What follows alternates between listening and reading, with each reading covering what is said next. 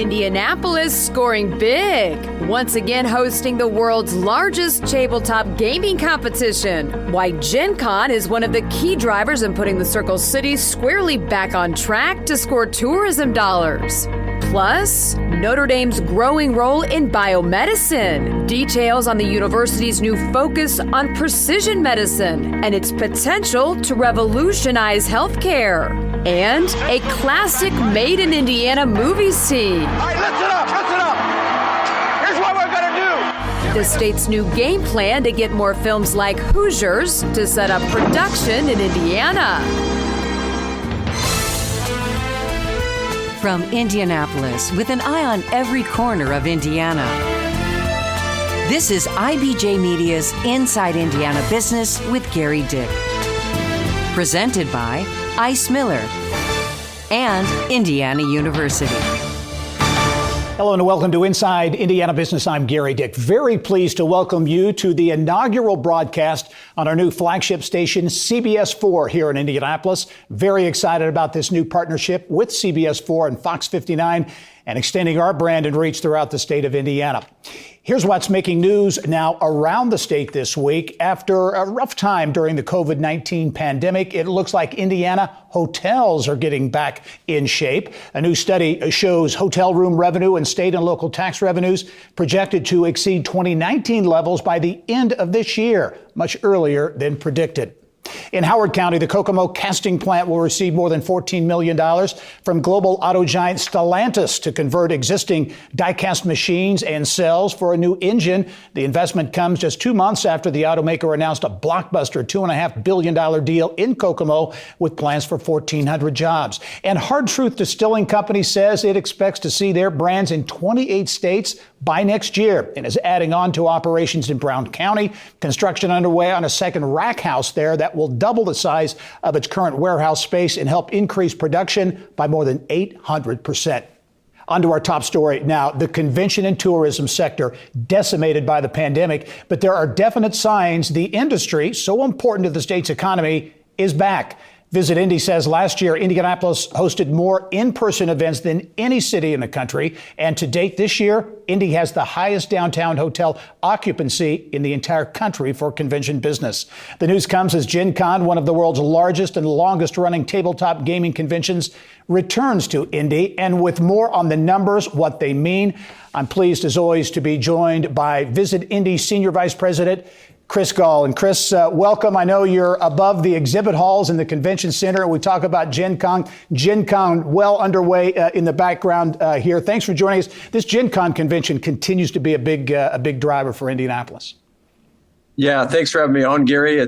Behind me, the exhibit halls are teeming with activity. The Gen Con has been here since 2003, initially 20,000 attendees, and this year we're expecting 65,000.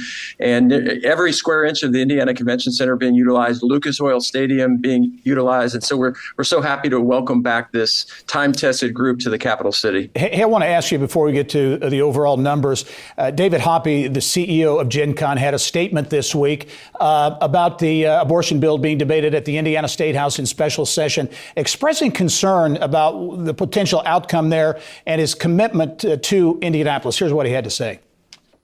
Passage of Senate Bill 1 will have an impact on our stakeholders and attendees and will make it more difficult for us to remain committed to Indiana as our long-term annual home.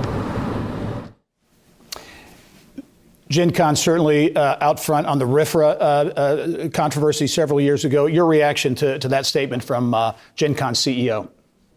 Well, we know in the last few weeks, Gary, there's been a handful of conventions and events eyeing Indianapolis and what's happening at the General Assembly, Gen Con being at the top of that list. So the first to go public with their distaste in what's happening. And so, Visit Indy, we've been around for 100 years. We're a nonprofit who cares about driving tourism forward. And so anytime there's an issue or a convention or event expresses concern, we take note and notice. And so we've helped communicate their position over to the General Assembly in a very meaningful way. And we know this is a very divisive issue, yet at the end of the day, tourism is a big part of our economy. And so we were part of that team to help put that over to the State House. Hey, Chris, I want to talk about the recovery. Let's go back. How devastating were things in the convention and tourism industry, in particular for Indianapolis, during the pandemic, the height of the pandemic? Devastating is the word, Gary.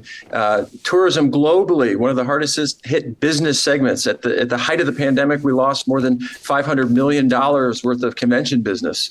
Hotels virtually empty, and about 40% of our tourism workforce no longer able to earn a paycheck. And so it was devastating. Now, as you mentioned on top of the show, in 2021, we were proud. No other city in the nation hosted more live in-person events and conventions than Indianapolis, Indiana, 255 to be precise, here at the Convention Center and Lucas Oil Stadium. And that helped create a pathway for us to be stronger and quicker to recover than most major cities. Hey, quickly, what's really driving this? Indianapolis, mostly, and Indiana hosted the entirety, of course, of March Madness last year, which was an incredible feat. What really is behind this early recovery? Great question. Two things. Early on, the Capital Improvement Board invested $7 million in new health and safety upgrades into this building, the Convention Center. That gave meeting and event organizers confidence to start convening safely. The other is March Madness in totality. The NCAA's confidence in Indianapolis, the Indiana Sports Corps, and city and state government forging ahead. That put all eyes on Indianapolis and validated this idea that we could safely host complex events during a pandemic. That has helped us recover. And initially, we thought 2024 we'd be fully recovered. Yet, because of those events, because of our traction, because of events like Gen Con, we're pacing to probably early in 23 be 100% recovered, if not by the end of this year, when you look at all tourism metrics. Hey, very quick. We're out of time, Chris. I know the hotel project on Pan Am Plaza moving forward, but I have to ask you very quickly, a lot of speculation about what's next. Will Indianapolis go after the NFL draft? You know what? Draft or combine, premier events, we've got a long-standing relationship with the NFL, and I think you'll see Indianapolis be competitive in both fronts. All right. Chris Gall, as always, from Visit Indy. Thanks for joining us. Great perspective. We'll talk to you soon. Thank you. All right. Well, coming up next, lights, camera, incentives, what the state is doing to get back into the lucrative game of filmmaking, plus a sit down with another guy in a league of his own. You take anyone's pay, you give it to them 17 weeks in a row, and then you just turn that faucet off for 35 weeks, you're going to have some challenges. You know him as Pete the Planner. He talks about challenges NFL players face with managing their money and much more when it comes to finances. He's my guest this week on the Business and Beyond podcast. You can check it out starting Monday at InsideIndianaBusiness.com. Forget about the crowds, the size of the school, their fancy uniforms, and remember what got you here. You put your effort and concentration into playing to your potential to be the best that you can be. I don't care what the scoreboard says at the end of the game. In my book, we're going to be winners. An epic scene from the classic made in Indiana film Hoosiers. Coach Norman Dale with the pregame pep talk before sending his small-town Hickory Huskers out to win a state championship.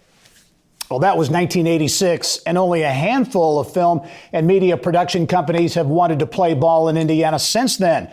For more on why that dynamic could shift, pleased to be joined now by the man who wrote Hoosiers, Bloomington-based screenwriter and film producer, Angelo Pizzo. And Angelo, is always great to see you.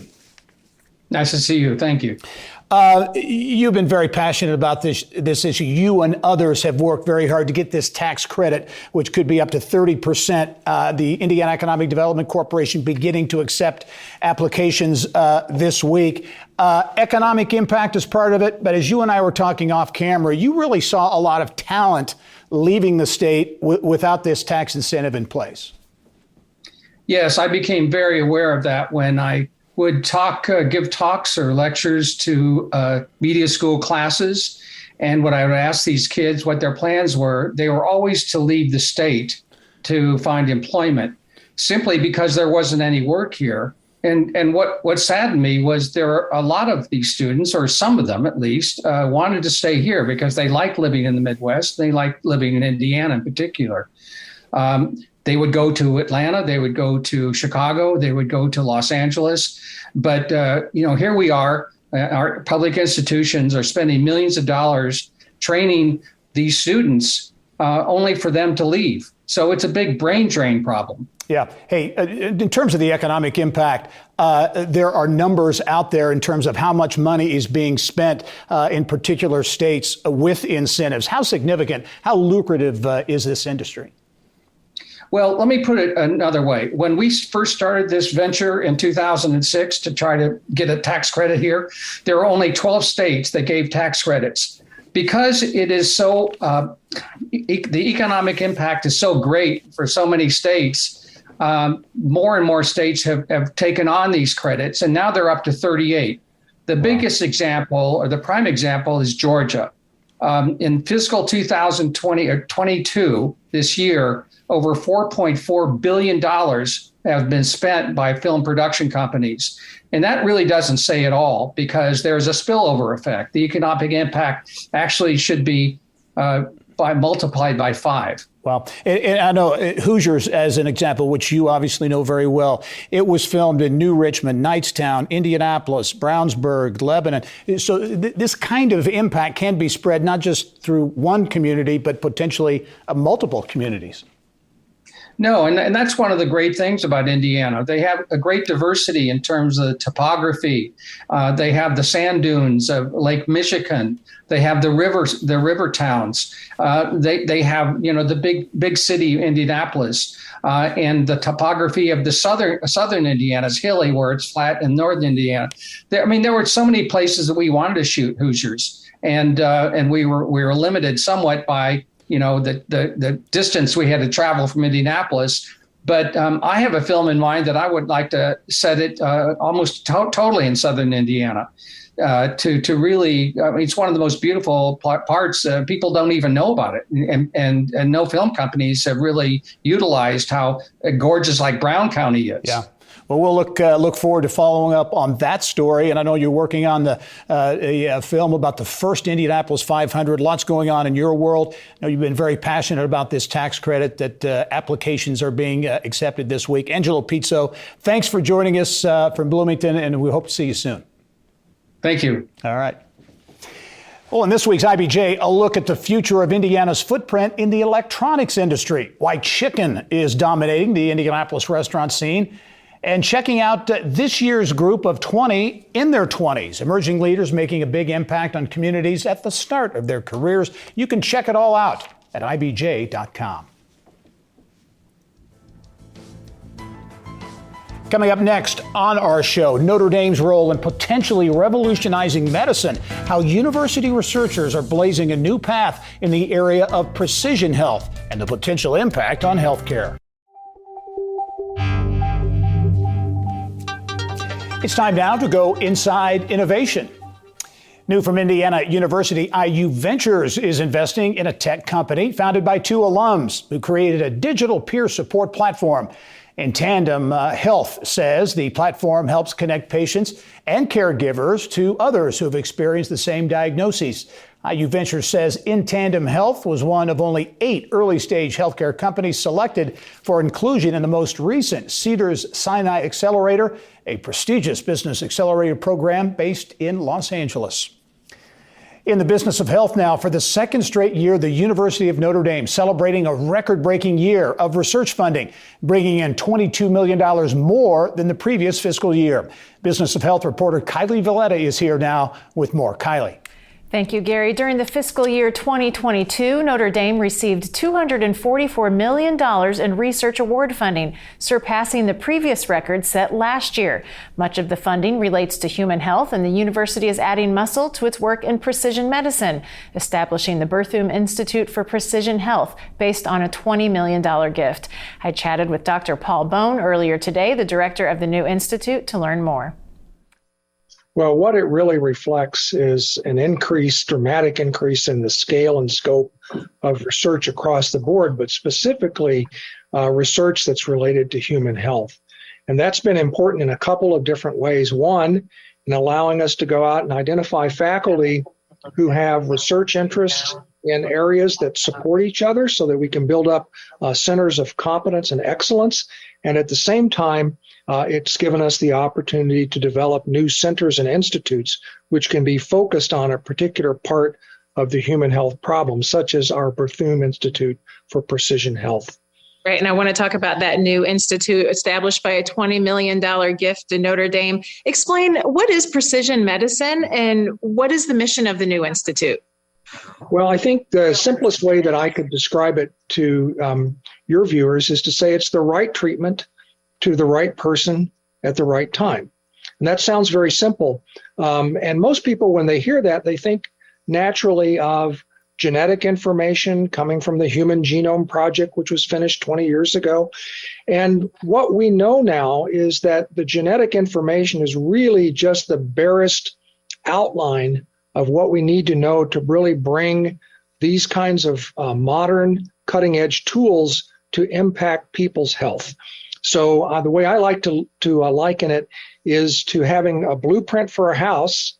And you may have a blueprint and you build two houses, but when families move in and they decorate and they get painting, they look completely different, even though they started with the same blueprint. And our bodies do much the same with the genetic code. And so what we're trying to do at the Berthum Institute is to develop those tools that would allow us to look beyond the genetic code to what actually happens when our cells translate that into the various molecular components that determine our health.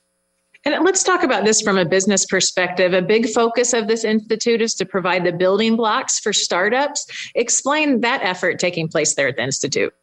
Well, I think we would all agree that in order to have impact, it's got to move out of the laboratory and out of the library and into people's lives, whether that be at a hospital bedside or perhaps in someone's home. And so in order to do that, it's really critical to have entrepreneurs and a whole community of people who are helping translate those discoveries from the laboratory into form factors that can really be used by people in their own lives. And, I think we're familiar with some of these things. We're familiar with glucose monitors, for example, which have been available for some time now. And the things that we would like to begin to develop will require that we train our students in a different way. They'll have to be trained beyond the laboratory in thinking about ways that they can move their developments into the broader public. Dr. Bone, thanks for being on the show today, and congratulations again on the funding. My pleasure, and thanks so much. In addition to the economic impact, Notre Dame wants the funding and the institute to be a force for good. Gary, back to you. All right, Kylie, thank you. Well, up next, we head to Fountain Square in Indianapolis, where Around Indiana reporter Mary Rachel Redmond goes one-on-one with the star of HGTV's hit show Good Bones, the latest business venture from Mina Starsiak-Hawk, when we come back. Investing in Indianapolis, one home at a time. Since opening their company Two Chicks and a Hammer in 2007, Karen Elaine and Mina Starsiak-Hawk, stars of HGTV's hit series Good Bones, have renovated over 100 houses in central Indiana. The beloved mother-daughter duo of Karen Elaine and Mina Starsiak-Hawk, they've become nothing short of HGTV royalty since their home renovation show Good Bones hit the airwaves in 2016, putting Indianapolis in the national spotlight. Let's go now to Indy's Fountain Square neighborhood, where Around Indiana reporter Mary Rachel Redmond has details on Mina's latest business venture. Mary Rachel. That's right. Mina has a new spinoff series of her own, and it's bigger, bolder, and even more of a gamble than any home renovation she's ever attempted. And the title says it all. Good Bones, Risky Business. So that looked like a little bit of a jump for me outside, coming inside, but there's a reason for it. We can't show you what's going on in here because it's still a work in progress, but who better to tell you about it than the DIY renovation queen, Mina Starsiak-Hawk. All right, Mina, what kind of trouble have you gotten yourself into with this place? So much, over $1 million of trouble. I honestly, the way it all started, it was supposed to be a 4-month project, took about 14. So everyone's very unhappy about that, but it's turning out amazing. I saw this listing come up, I don't know, about a year and a half ago, and I just had to have it. Terrible decision, terrible investment, but it's been an awesome project, and I'm really, really close to getting towards the end. What's the difference from 7 seasons of Good Bones? This is a little bit different than that. Definitely. Those projects, I would say the average investment is probably $300,000, and the average square footage is probably 1,200 to 1,400. This project, the main house and the carriage house, I think are 6,700 square feet altogether. Just a way, way bigger project. So every problem is bigger. Every problem takes more time to solve and more money to solve. So it's been a huge learning curve. This whole show is a little bit more invasive. It's very different. It's much more like cop style. So everything's on camera, whether I like it or not. This was a very emotionally tumultuous project. A lot of that gets edited out in Good Bones because there's not enough time. But I was in my car doing some driving shots and the bottom fell out and I needed a minute. And I was like, I turned the camera off. I drove away so I was outside of the range of the mic and lost it. Crying, yelling, calling everything. I probably blacked out. And I was like, okay, I can go back now. And I pull up and there was a camera on my backseat that I totally forgot about. So it's all on camera, which is probably good. I mean, production was so happy with themselves. But it really is no holds bar for what they have access to. And although I am an executive producer and probably could have some say in how they edit it, I have a great production company and it's going to be really cool when it is all put together. And you haven't seen this yet, right? I haven't. We don't get to see anything before it airs. Are you a little nervous at all? I am. Honestly, though, after 7 seasons of Good Bones airing, you kind of get used to, the good, the bad, the ugly, everything in between. So hopefully it's not any worse than what I've already seen myself do. Probably a little more cursing. Well, I will say you have tons of fans here in Indianapolis. And this Risky Business, Good Bones Risky Business, will debut September 6th on HGTV and Discovery Plus.